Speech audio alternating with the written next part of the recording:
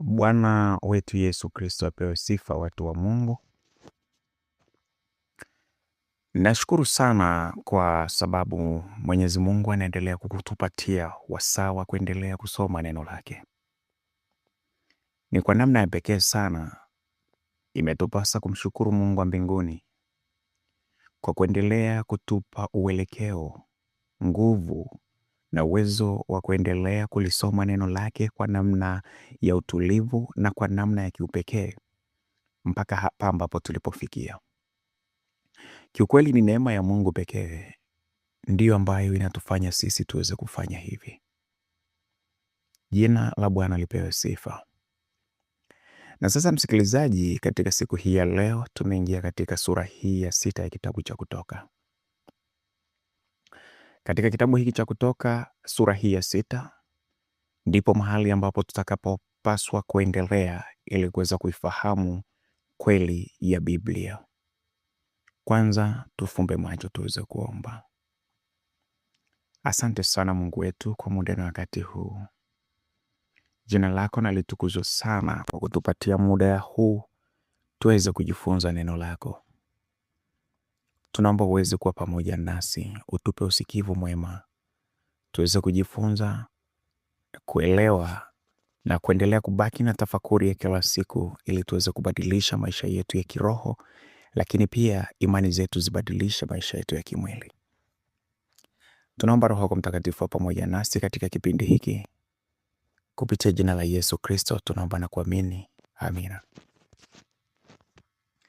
Ndugu msikilizaji, sura hii ya 6 ya kitabu cha Kutoka ina mistari 30, na kwa namna ya pekee tutakwenda taratibu mstari mmoja hadi mwingine mpaka pale tutakapokuwa tumefika tamati. Karibu tusome pamoja.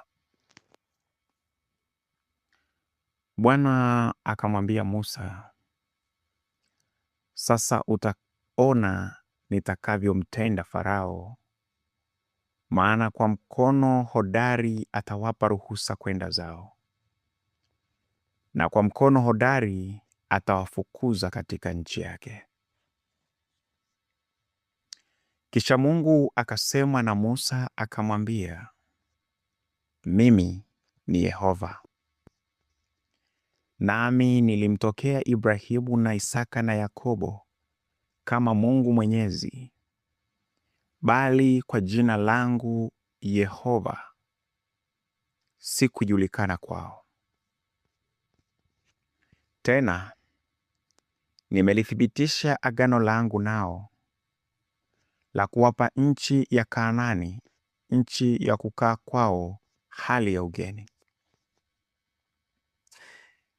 Na zaidi ya hayo, nimesikia kuugua kwao wana wa Israeli, ambao Wamisri wanawatumikisha, nami nimelikumbuka agano langu. Basi waambie wana wa Israeli, mimi ni Yehova, nami nitawatoa ninyi mtoke chini ya mizigo ya Wamisri, nami nitawaokoa na utumwa wao, nami nitawakomboa kwa mkono ulionyoshwa na kwa hukumu kubwa. Nami nitawatwaeni kuwa watu wangu, nitakuwa Mungu kwenu, nanyi mtajua ya kuwa mimi ni Yehova Mungu wenu, niwatoaye mtoke chini ya mizigo ya Wamisri. Nami nitawaleta hata nchi ile ambayo naliinua mkono wangu niwape Ibrahimu, Isaka na Yakobo, nitawapa iwe urithi wenu. Mimi ni Yehova. Musa akawaambia wana wa Israeli maneno hayo, lakini hawakumsikiliza Musa kwa ajili ya uchungu wa moyo na kwa ajili ya utumwa mgumu.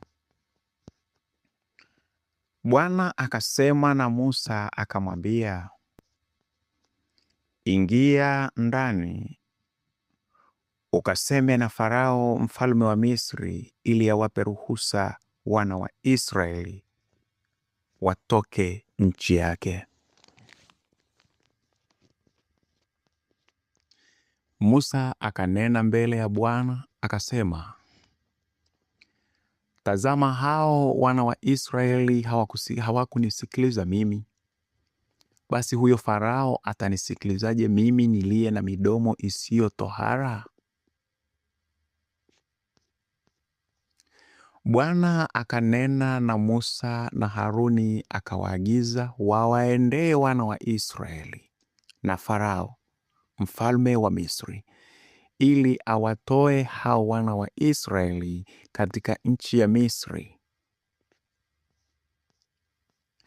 Hawa ndio vichwa vya nyumba za baba zao. Wana wa Reubeni mzaliwa wa kwanza wa Israeli ni Hanoki na Palu na Hesroni na Karmi. Hao ni jamaa ya Reubeni.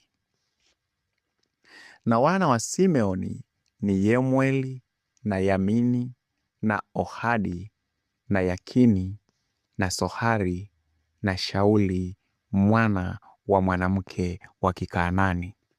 Hao ni jamaa za Simeoni. Na hayo ndiyo majina ya wana wa Lawi sawasawa na vizazi vyao: Gershon na Kohathi na Merari. Na miaka ya maisha yake Lawi ilikuwa ni miaka 137. Wana wa Gershoni ni Libni na Shimei sawasawa na jamaa zao. Na wana wa Kohathi ni Amramu na Ishari na Hebroni na Uzieli. Na miaka ya maisha ya huyo Kohathi ilikuwa ni miaka 133. Na wana wa Merari ni Mali na Mushi. Hizi ni jamaa za hao Walawi sawasawa na vizazi vyao. Huyo Amram akamwoa Yokebedi ndugu ya baba yake, naye akamzalia Haruni na Musa. Na miaka ya maisha yake Amramu ilikuwa ni miaka 137. Na wana wa Ishari ni Kora na Nefegi na Zikri. Na wana wa Uzieli ni Mishaeli na Elisafani na Sithri.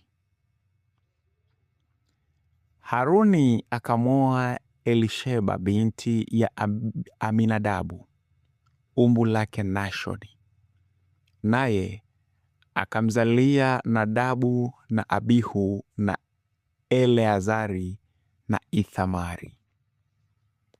Na wana wa Kora ni Asiri na Elkana na Abiasafu.